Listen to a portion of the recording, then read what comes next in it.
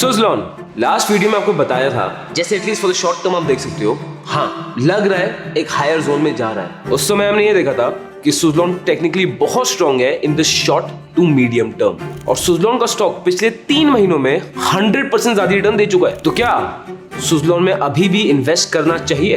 Well, facts देखते हैं, data देखते हैं, सुजलॉन में ऐसा हुआ क्या है वो देखते हैं, फिर आप डिसाइड करना।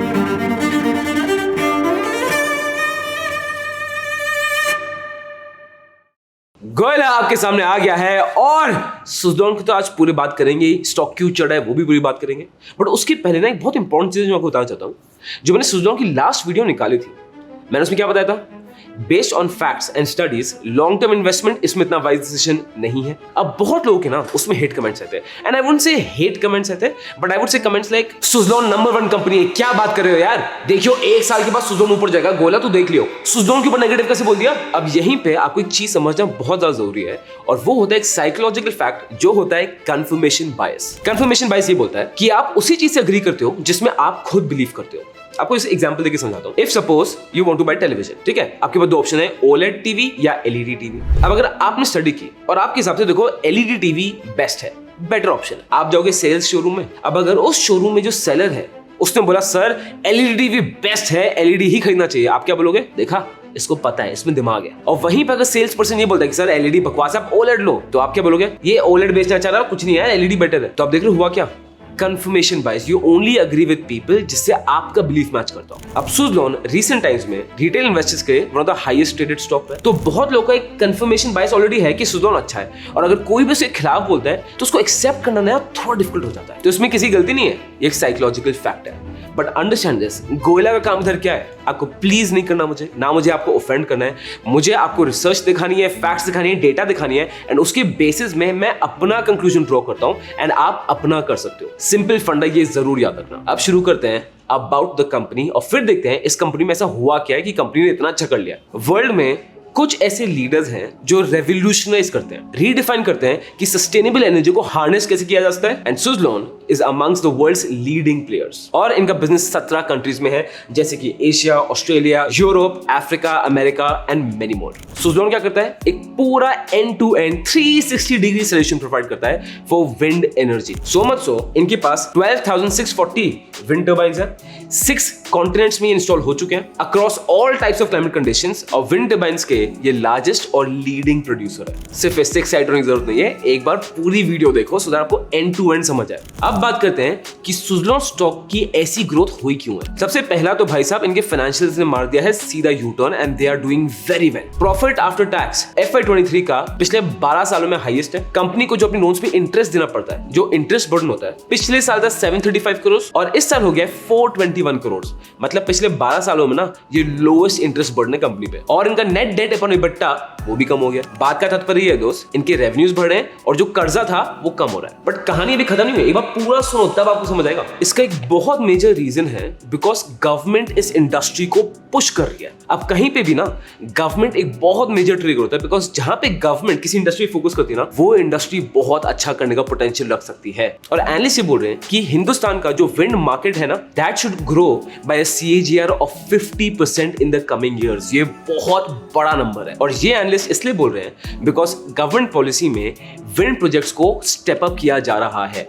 लॉजिक बड़ा सिंपल है, अगर आप सोलर एनर्जी प्लांट्स देते हो वो सिर्फ आपको दिन में एनर्जी देते हैं, बट जो विंड एनर्जी प्लांट्स है they will give you energy round the day. तो गवर्नमेंट तो देखो विंड के लिए पुश कर ही रही है। अब इसको बेटर करने के लिए गवर्नमेंट ने एक बहुत मेजर चेंजेस किए हैं इन द बिडिंग सिस्टम। पहले क्या होता था, अगर गवर्नमेंट कोई विंड प्रोजेक्ट अनाउंस करती है, उसके टेंडर निकलते हैं, ठीक है, तो सब अपना टेंडर भरते थे, और जिसका लोएस्ट टेंडर आता था गवर्नमेंट उसको प्रोजेक्ट दे देती थी। बट इसमें दिक्कत ये थी कि कंपनीज इतने इरैशनल कोटेशन डाल देते थे कि वो प्रोजेक्ट इकोनॉमिकली कभी फिजिबल होता नहीं था, तो टेंडर जीत लिया जाता था बट कभी प्रोजेक्ट शुरू नहीं होता था। और इसके वजह से हमारे देश में विंड टर्बाइन्स का इंस्टॉलेशन साल भर साल कम ही होता गया। जैसे देखो FY17 में इंस्टॉलेशन थी 5.5 गीगावाट्स, FY 2018 में वो थी 2.2 गीगावाट्स, FY 20 में हो गया 1.1 गीगावाट्स। तो सरकार ने बोला देखो यार बिडिंग प्रोसेस तो हमें चेंज करना पड़ेगा। तो गवर्नमेंट ने इनिशिएटिव लिया कि अब से होगी ई रिवर्स बिडिंग। सेम बिडिंग का फंड है बट उसको उल्टा कर दिया। सबसे पहले चीज ये डिजिटल प्लेटफॉर्म में होता है तो everyone can participate which is obviously a very good thing. उसके बाद गवर्नमेंट ने क्या किया, जो सबसे ज्यादा लो बिड करेगा वो नहीं जीतेगा।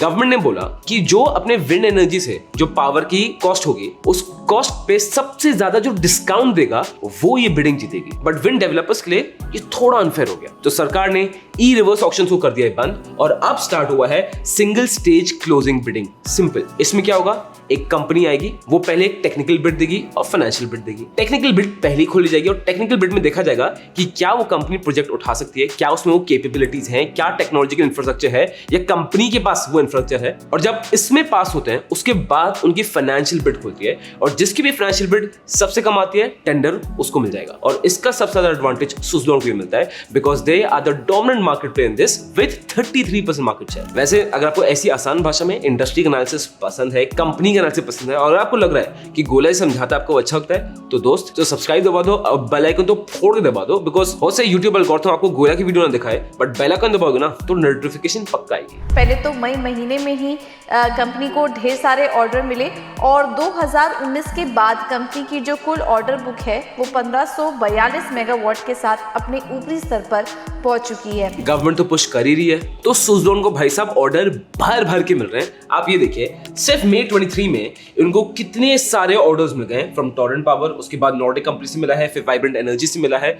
तो ऑफ कोर्स इसलिए सुज़लोन का रेवेन्यू अब अच्छे से बढ़ रहा है and to be honest it seems good also. But अब आ जाते हैं दोस्त मेन मुद्दे पे, डेट। किसी भी कंपनी जब डूबती है उसका majority of the times reason क्या होता है, भाई उधारी बहुत ज्यादा थी और सुज़लोन में डेट का बहुत बड़ा इशू है। ये हिस्टोरिकली सुज़लोन में क्यों आया है, बिकॉज सुज़लोन ने ना बहुत मेजर एक्विजिशंस की थी, उस चक्कर में डेट बढ़ गया एंड इंडस्ट्री ने वैसे इतना अच्छा नहीं किया तो उनको बहुत मेजर हिट आ गया। सो मच सो कि इनके फॉरेन करेंसी कन्वर्टेबल बॉन्ड्स थे जिसको हम बोलने वाले हैं FCCB। अब बॉन्ड्स आपको आसान भाषा में समझाऊं, they are fixed securities asset. वैसे तो आसान तो हुआ नहीं, आपको और भी आसान भाषा में समझाते हैं। बॉन्ड इशू क्या मतलब, आपने मुझे लोन दिया तो अगर मैं आपको बॉन्ड इशू कर रहा हूँ 10 रुपए का, आपने इसका मतलब आपने मुझे 10 रुपए उधारी दिए और जो बॉन्ड में डिसाइड है उतने टाइम बाद मैं आपको पैसे लौटाऊंगा विद दैट स्पेसिफिक इंटरेस्ट जो बॉन्ड में डिसाइडेड है। तो सिंपल क्या है, सुज़लोन ने बॉन्ड इश्यूज किए और लोन लिया, सिंपल। अब FCCB को पेमेंट करनी थी FY 2020 जो सुज़लोन नहीं कर पाया, डिफॉल्ट कर गया। तो सुज़लोन ने ये प्रपोज किया कि ठीक है सर, क्या करते हैं, जो आपका डेट है,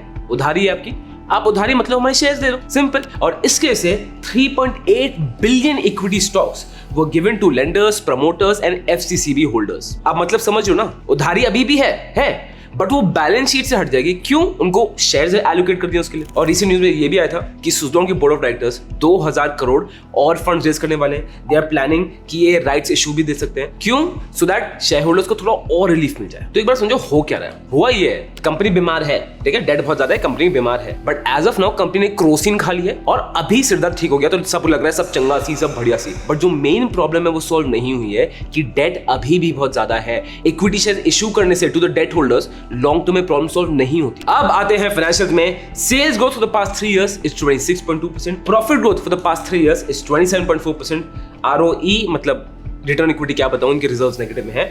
डेट इक्विटी 1.76 है जो सुज़लोन के स्टैंडर्ड से डेफिनेटली अच्छा है but any company with debt equity above 1 is not good. और गोरा तो स्पेसिफिकली वो कंपनी प्रेफर करता है जिनका डेट इक्विटी 0.5 से कम हो। तो मेरे स्टैंड से तो डेट बहुत ज्यादा है। इसका PE is 123 times because recent times में ये बहुत स्टॉक ऊपर के जैसे उनको बताया और इंडस्ट्री PE इज 35.1।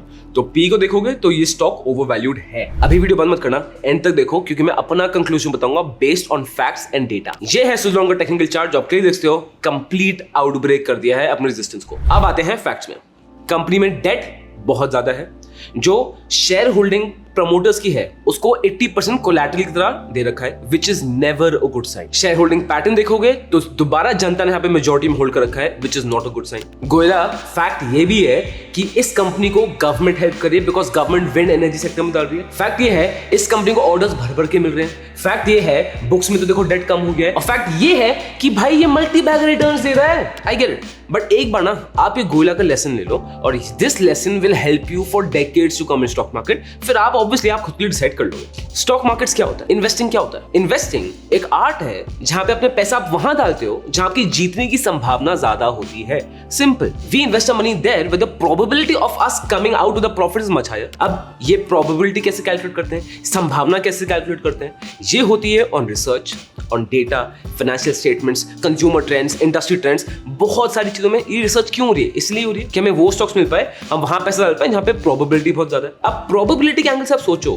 जिस कंपनी में इतना सारा हाई डेट है, इतना सारा हाई डेट है और प्रॉब्लम सॉल्व नहीं हुई है, बस शॉर्ट टर्म के लिए उसमें पट्टी बांध दी है, क्या ये वाइज डिसीजन है?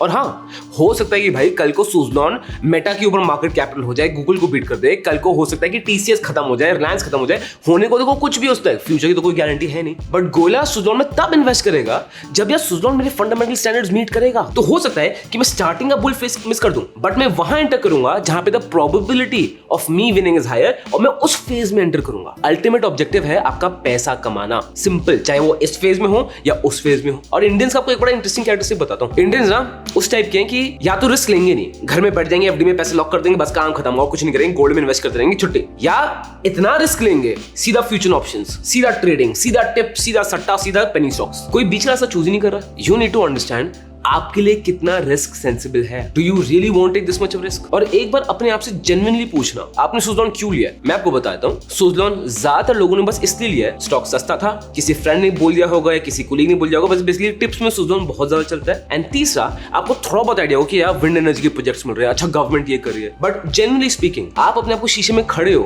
और एक बार पूछो, गवर्नमेंट कर रही है तो गवर्नमेंट क्या कर रही है, what are the policy changes government ने बनाए हैं, क्या सुज़लॉन को डेट हुआ है, कितने अमाउंट से कम हुआ है। एक बार ये एज ए इन्वेस्टर ना अपने आप से पूछो, और अगर आपको उनमें से एक भी चीज का आंसर नहीं पता है ना, तो फैक्ट ये है आपने इसको रिसर्च के ऊपर नहीं खरीदा, आपने खरीद लिया है और बस कंफर्मेशन बायस जो आपको बोल रहा है चढ़ेगा चढ़ेगा चढ़ेगा, या फिर आप उस इंडियन माइंडसेट में आ गए हो कि देखते हैं यार क्या होगा, डाल दो पैसा। गोयला का ऑब्जेक्टिव सिंपल है, I want to reach the Forbes top 50 investor of the world. ये तो आपको पता ही है, और मैं वही रिस्क लूंगा जितना मुझे लॉन्ग टर्म गोल के लिए सफाइस करेगा।